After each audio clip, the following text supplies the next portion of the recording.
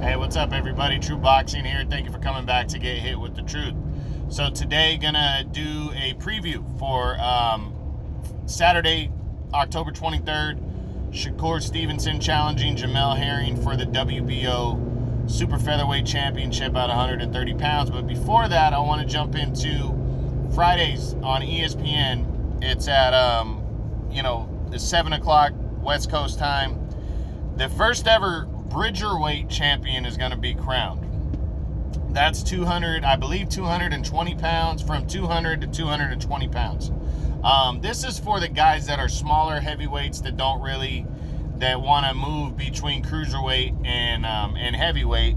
The WBC has come up with a new division. Like I said, I don't know how successful it's going to be. They're the only governing body to do this. They're the only governing body to do a Bridgerweight division.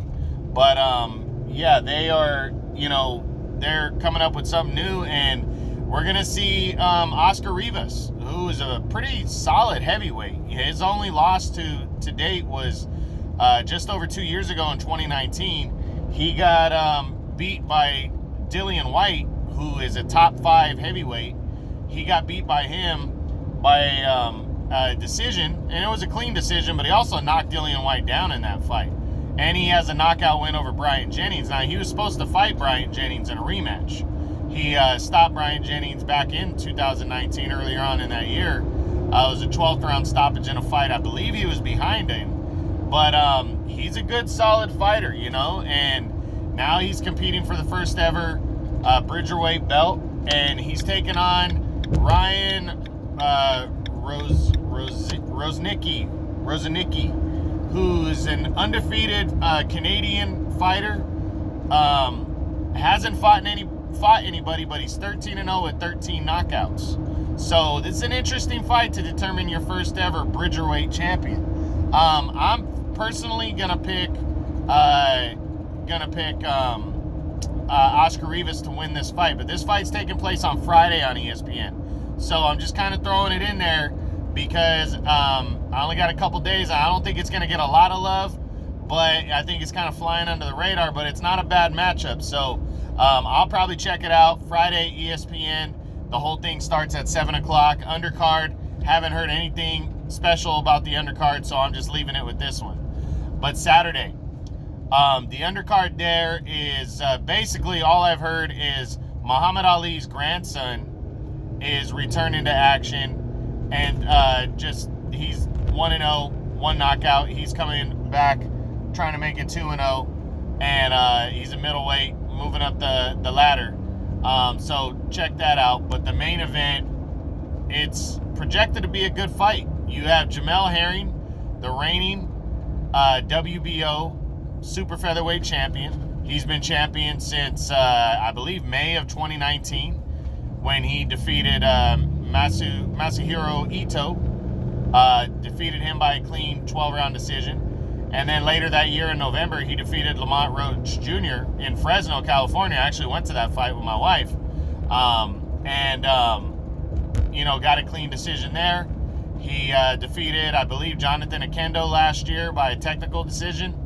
And then this year, he made his third title defense against Carl Frampton and knocked Frampton out clean in the 6th round in his biggest win to date. Now he's taking on, my opinion, the future, Shakur Stevenson. This guy, undefeated. He won a championship at 130 pounds, soundly defeated Joet Gonzalez, who just fought Emmanuel Navarrete for the title again. But Shakur Stevenson, I believe, in my opinion, is going to be your pound for pound king of boxing in the next few years. He is that good. He's that talented. Very, very solid and very good fighter. And he's taken on his best opponent to date. It's a battle of two southpaws. You got the young southpaw battling the veteran southpaw. And it's going to be a good fight. I really am looking forward to it. Actually, I think it's going to be somewhat competitive early on.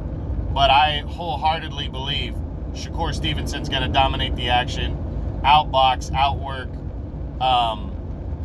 Jamel Herring in this one. I liken this fight, this matchup. People are probably going to wonder why I'm picking, you know, because I've had a couple people go back and forth say that they believe the fight's going to be competitive. Here's what I'm seeing in this fight. Here's the matchup that I see. I liken it to the Battle of Southpaws that we saw back in, I believe it was 2013, when Erislandy Lara fought Austin Trout.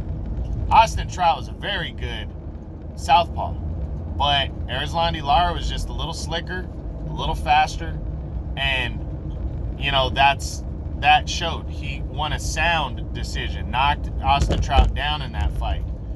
Very convincing, one-sided decision. You know, I mean, Austin Trout had his moments. He just couldn't keep up with the skill and the speed of Erislandy Lara, and I think that's what you're going to see in this matchup right here. I think, you know, Shakur Stevenson is going to prove that he's the better man. So I got him winning a clean decision in this one, leaving no doubt. And we're going to have a new WBO super featherweight champion, and I believe he's going to push forward, if Bob Arum can make the fight, towards a unification bout with Oscar Valdez. But that looks to be what's on the line for the winner. I believe Jamel Herring is still somewhat of a live underdog. He's a veteran, you know, but I just don't think he's going to be able to keep up with Shakur Stevenson. But we'll see. Saturday, everything kicks off 7:30 West Coast time on ESPN. 10:30 if you're on the East Coast, and it should be good. Do not miss that title fight. It's going to be a good one, and that's the preview for Stevenson versus Herring for the WBO super featherweight title. I hope you guys enjoyed it. True Boxing, you've been hit with the truth.